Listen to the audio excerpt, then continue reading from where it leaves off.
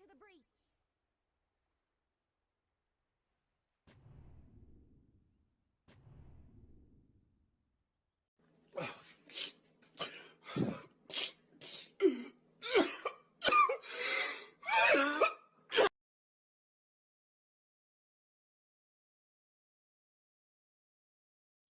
When it comes to war, nothing gives you quite as formidable an edge as information does. When we're playing competitive games, information is what allows us to navigate said game and make informed decisions on the best current course of action within the game itself. So too does it work for Dota 2. By having more vision and more intel than the enemy has at their disposal, you're getting a broader picture of what exactly is going on, and as a result, are able to make much more of an educated decision than them. Today's video is going to cover the idea of wards and vision. Let's make information do all the heavy lifting for us this time. To put in short, observer and sentry wards are your main form of gaining vision throughout an average game of Dota 2. The idea of observers are therefore quite simple. Every 135 seconds, a free observer ward will become available to be acquired from the shop, provided the total limit isn't at 4, at which point any subsequent wards stop being refilled until there's 0 to 3 wards available in the shop again. With these free wards, you're able to pretty much go anywhere on the map, and assuming there's a spot you want to place your newly acquired ward, you can do just that. The ward follows the common rules of vision and line of sight like most heroes and units in the game, meaning that if the ward is placed at an elevated position, it will provide vision from where it's elevated as opposed to missing out if it's placed in a downhill position instead.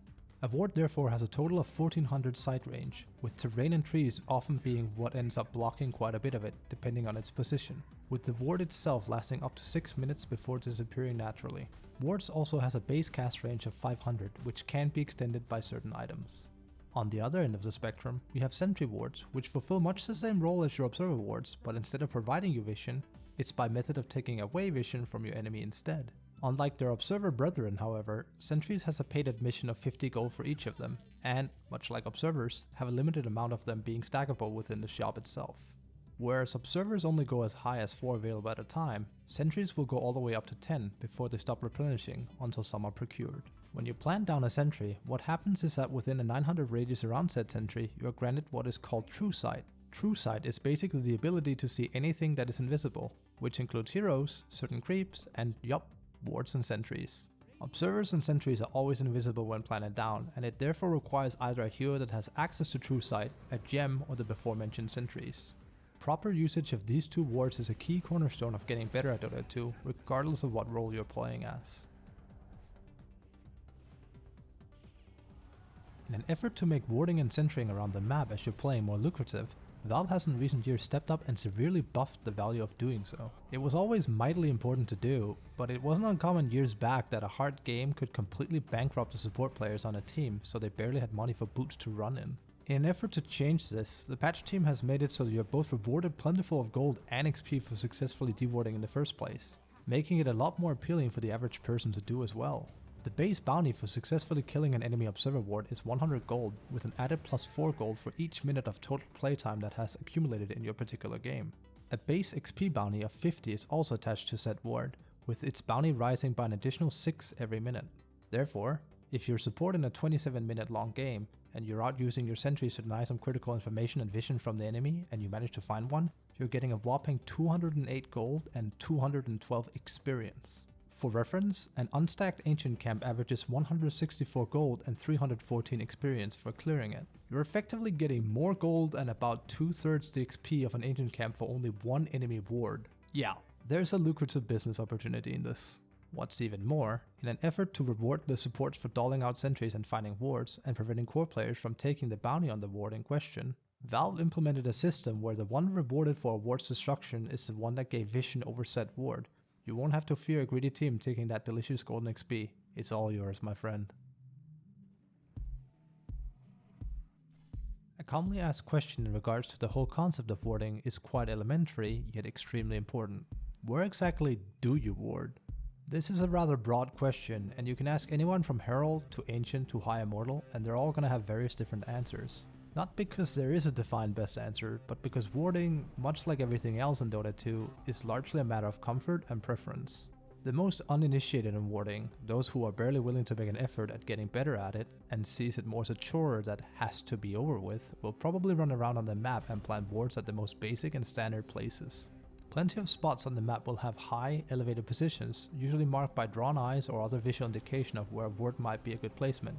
While this isn't untrue at all, it carries one heavy penalty with it.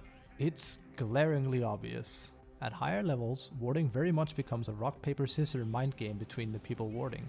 If the main warder on Radiant proves to the main warder on Dire that he's always just going to ward the same spots, then the Dire warder is going to pick up on it and deny all the vision from the Radiant as a result of it. On the other hand, if the Radiant warder starts being more clever and uses guile when planning his wards, the Dire warder will have a much harder time trying to pinpoint where his opponent's vision is, and as a result, will have to spend more time and effort into finding it.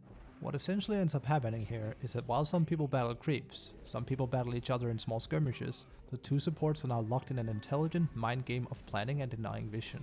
It's usually a silent game the majority of the player base doesn't pay much attention to, but it's an extremely important one all the same.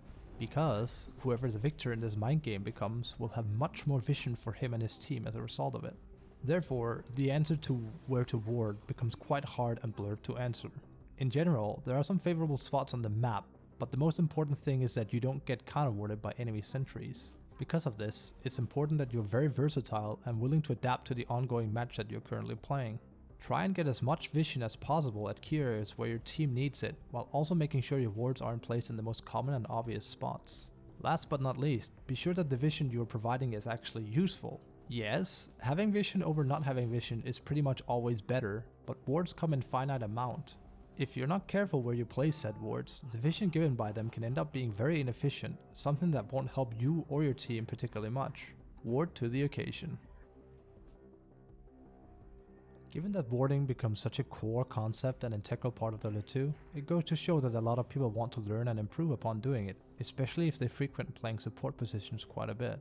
On average, the best teacher here really is time and experience. Warding is something that has to be done every game, and in the end, you only learn by doing in this case. You're gonna get killed a lot because you're going uphill into the unknown. You're going to get killed because you're attempting to ward at a time where your team is not very strong.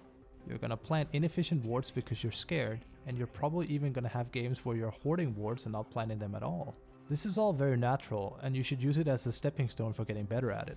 Warding is like a rhythm or a flow in a manner of speaking.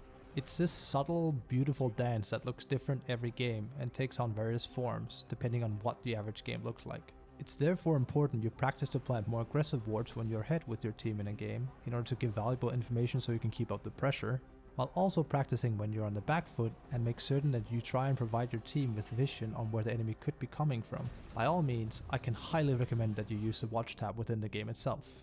Look at supports in particular, both on the winning side and the losing side. How do they move? Where do they plant wards and sentries? By watching these individuals, you'll no doubt be picking up some interesting information and potentially even some tricks. A last shout out goes out to the website opendota.com. OpenDota has a tab on your profile that's essentially a heat map of how you ward. This can help you identify where you're placing a lot of observers and sentries in the average game that you're playing and where your vision might be lacking. Likewise, you can compare your own heat map to other players and see how their average pattern for warding looks like and see if there's any specific spots you might want to pick up on and utilize in your own games. By proper application of wards and sentries, you not only give yourself but your entire team a massive advantage. Information and intelligence play such a huge part in warfare.